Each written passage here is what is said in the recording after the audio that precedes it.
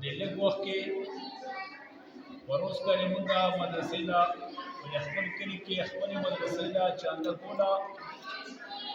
تقریبا درې نیمې ګنټې مونږ لګولې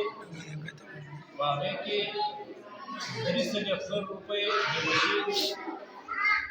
او اوس د پروسکني نه زیاته مهنګۍ ده زیاته ګراني ده هر سړی پریشان دی چا سره څه شی شتی نه اوس تقریبا زمونږه یو نیمه ګنټه ټیم وشو چې چانده ښه سټارټ کړله الحمدلله د دې کلیوالو قربانۍ ته او بیا د برسر او د شګۍ د دې ټولو قربانۍ ته سلام دی وي الله دې د ټولو مال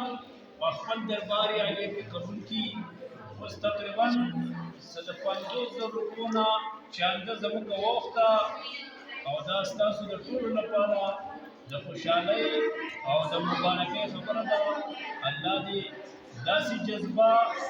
زموږ او ستاسو د ټولو همیشه دپاره نصیب کړي او انشاءالله د لمانځه نه وروسته د ماښامه پورې بیا موږ به دلته بار یو چا زړه نه څه وکړي هغه راوړئ او شاملوئ